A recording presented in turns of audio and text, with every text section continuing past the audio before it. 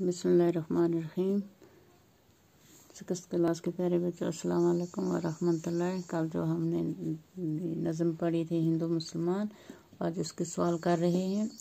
سوال نمبر 1، عزت کے قابل کون لوگ ہوتے ہیں؟ پیارے بچوں، جو لوگ نیک ہوں اور دوسروں کے کام آئیں وہ عزت کے قابل ہوتے ہیں۔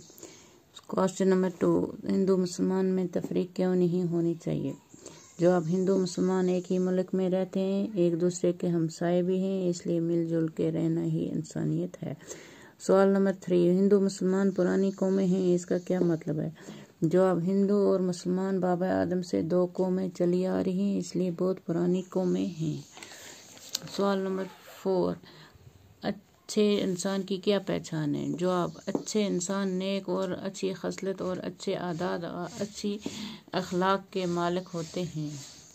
انشاءاللہ کل باقی کریں گے۔ والسلام۔